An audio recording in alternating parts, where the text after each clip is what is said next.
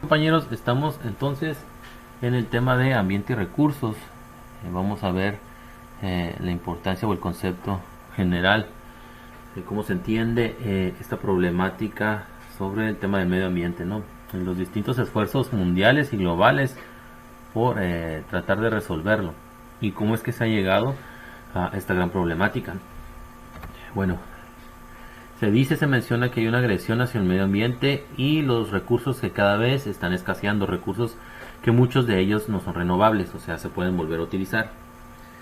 La problemática es cómo afrontar o por qué hace falta visión sobre los daños o las actividades que generan perjuicio a medio ambiente.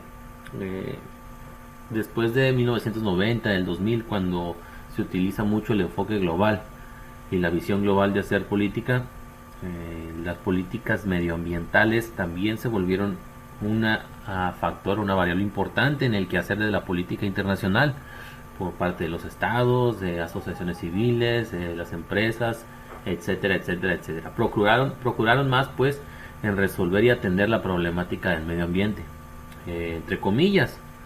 ¿Por qué entre comillas? Porque a partir de 1990 hay una mayor daño, una mayor agresión al medio ambiente y mayor escasez de recursos, además de las nuevas políticas neoliberales que aplicaban mucho la economía lineal, lo cual habla de que siempre va a haber consumo y siempre va a haber venta, ¿no? Oferta y demanda. Entonces existe siempre una agresión palpante sobre el medio ambiente y la escasez de los recursos que se están dando. La población y la industria no pueden continuar creciendo exponencialmente sin la perspectiva de un inminente desastre, o sea, deben de entender y comprender tanto el pensamiento económico, político, etcétera, etcétera, cultural, social, etcétera, etcétera, que todas las actividades humanas requieren consumo y estamos dejando una huella que permanentemente daña el medio ambiente y consume los recursos. Y esto nos va a llevar a que va a haber un momento no sostenible donde no vamos a poder satisfacer la demanda, no vamos a poder tampoco ofrecer y los recursos se van a escasear y la contaminación va a ser máxima por el uso de todos estos recursos y la compra y venta, ¿no?, de las acciones. ¿Qué actividades, qué cumbres, qué foros, qué protocolos, qué acuerdos empezó la sociedad internacional, o sea, en el mundo, los actores a establecer que estas son agendas globales, agendas de gobernanza, para ayudar a resolver el problema del medio ambiente? Bueno, de las primeras, hay muchas, entre las más importantes son las que tenemos aquí. La concientización sobre las problemáticas del medio ambiente en sí, en realidad, son después de la Segunda Guerra Mundial, después de 1945, pero ya se conocía o ya se sabía que se estaban consumiendo recursos de manera indiscriminada y que el medio ambiente está quedando desprotegido. Hace más de 200 años, estamos hablando de 1800, más que nada con las revoluciones industriales. Las revoluciones industriales demostraron que se consumía, se compraba y se vendía, y cada vez más cosas, cada vez cosas más nuevas, diferentes cosas, y se consumían más recursos, pero se dañaban las selvas, los bosques, el mar, etcétera, ríos, riachuelos, entre otros. Después de que se entendió eso, el verdadero impacto sobre entender y decir, saben que sí está afectando esto, fue a partir del 45 con la Guerra Fría, al ver que los recursos sobre determinadas cosas empezaba a escasear. Empezaba a escasear porque no se podía plantar determinado semilla en un lugar por la erosión que tenía el mismo suelo debido a la contaminación, y empezaron a entender que las industrias estaban generando mucha contaminación. Después viene en los 70s, en los 80s, esto de reducir las emisiones de CO2. Cuando se dieron cuenta que esos son los principales elementos que afectan el medio ambiente, vinieron cumbres, vinieron acuerdos y foros internacionales que hablaban no solo sobre el tema del medio ambiente y su repercusión, sino muy en específico cómo contaminaba y afectaba el CO2 de las industrias, ¿no? Entonces, 1972, por ahí es el primer foro o cumbre que le llaman de la Tierra, que habla o atendía problemas del medio ambiente. Esa fue obviamente la promueve las Naciones Unidas, que fue la de Estocolmo, ¿no? En el 72, después viene la de 1902, la cumbre de Río. En el 2002 la cumbre de Johannesburgo. Todas estas son cumbres de la Tierra. Cumbre de la Tierra de Estocolmo. Del 92 cumbre de la Tierra de Río de Janeiro. La del 2002 cumbre de la Tierra de Johannesburgo. Y sin olvidar ahí que en el 2000 salen los Objetivos de Desarrollo del Milenio, que también hablan de la protección al medio ambiente. Antes de eso tenemos el protocolo de Kioto, es en específico estrategia para reducir el CO2, ¿sí? La contaminación. Y más adelante, en la actualidad, el 2016, que es el Acuerdo de París, que también habla en la reducir las emisiones. Y si hablamos sobre este tema, Estados Unidos está en desacuerdo y China está a favor del Acuerdo de París. ¿Por qué? Porque Donald Trump establece que el Acuerdo de París es un acuerdo establecido por el mundo para repercutir o dañar la industria estadounidense, si lo establece y lo dice él. China por su parte está de acuerdo, pero irónicamente China también contamina incluso mucho, ¿sí? Muchísimo más que Estados Unidos. Entonces uno está a favor y uno está en contra, ¿no? Irónicamente. Este es el último acuerdo, que en realidad no se ha llegado a mucho, pero necesitamos que los principales desarrolladores industriales lo firmen o estén de acuerdo con dicho acuerdo. ¿Cuáles son los problemas más evidentes que nos han demostrado que el medio ambiente se está afectando?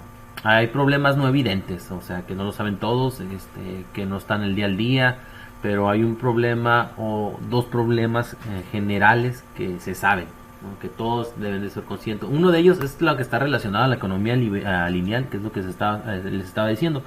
Siempre va a haber consumo, siempre va a haber venta.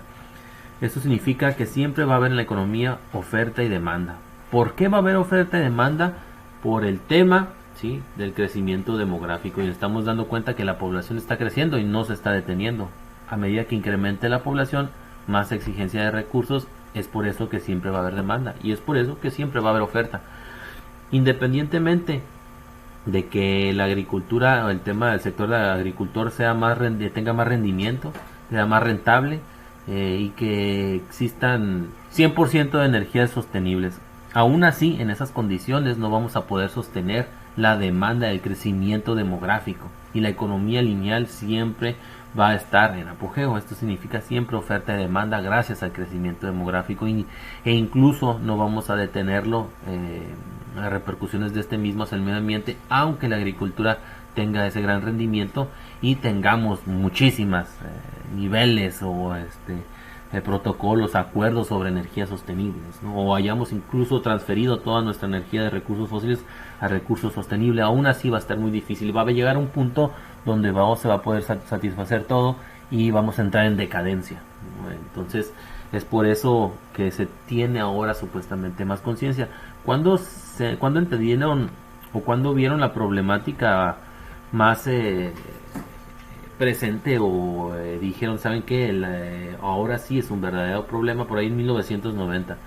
Resulta que a partir de 1990 el Programa de las Naciones Unidas para el Desarrollo dice que de 1990 en adelante se han consumido muchísimo más recursos de lo que se han consumido en el siglo de 1900 y 1800 juntos, ¿sí? Y se ha explotado más.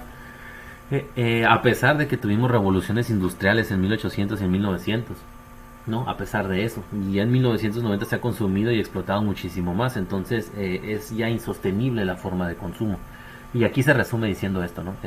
Este límite está determinado por la excesiva presión de la utilización de la tierra, por el consumo, que reduce su potencial productivo por agotamiento de los recursos. La tierra se agota, por la acción de una población exigente, el crecimiento de la población, y por el aumento de la contaminación debido al consumo, ¿no? A la compra y venta, gracias a la economía lineal.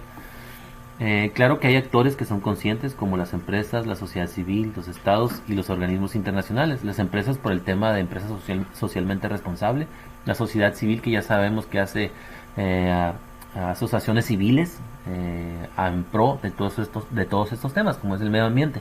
Los estados, que junto con los organismos internacionales hacen y forman esto de las agendas de gobernanza, o sea, las agendas globales. Una agenda de gobernanza en medio ambiente son todas estas que vimos anteriormente, ¿no? Protocolo de Kioto, etcétera, etcétera, etcétera, cumbres de la Tierra y más adelante los objetivos de desarrollo sostenible. Aquí dice, a pesar de que se cree que existen estos actores que van a ayudar, a veces la corrupción, que clausuran alguna empresa que contamina, pero la vuelven a abrir porque corrompe al gobierno. Los estados que a veces no se preocupan por reducir la emisión de CO2, como es Estados Unidos. Organismos internacionales que les falta más propuesta de planes de gobernanza o de planes globales en este tema, y que la sociedad civil a veces no se compromete, ¿no? Porque contamina más de lo que ayuda. Entonces, cuando existen esta demagogia por parte de los actores, cuando existen más empresas socialmente responsables, más grupos de la sociedad civil, ya no se les cree. No obstante, claro que hay grupos que, a pesar de todo esto y que se distorsiona la credibilidad de los actores que se preocupan por el medio ambiente, aún así surgen nuevos que sí se comprometen. Entonces, claro que hay empresas, claro que hay grupos de la sociedad civil, claro que hay estados y organismos internacionales que sí procuran el bienestar y la protección del medio ambiente, ¿no? Uno de los puntos más importantes de la agenda global, la agenda de gobernanza de los objetivos de desarrollo sostenible, es el punto 13, que es acción por el clima, y el programa de las Naciones Unidas para el Desarrollo establece lo siguiente: no hay país en el mundo que no haya experimentado los dramáticos efectos del cambio climático. Las emisiones de gases de efecto invernadero continúan aumentando y hoy son un 50% superior al nivel de 1990 que les mencionaba. Además, el calentamiento global está provocando cambios permanentes en el sistema climático, cuyas consecuencias pueden ser irreversibles si no se toman medidas urgentes ahora. Entonces, es muy importante entender que existen agendas globales que procuran la protección del medio ambiente. Lo que falta es estrategias, compromiso por parte de algunos países y más inversión en el tema, ¿no? Hasta ahí llega el tema. Esto es ambiente y recursos. Dudas o preguntas ahí en el correo. Y la tarea también se las voy a dejar ahí en un post. Nos vemos, compañeros, hasta luego.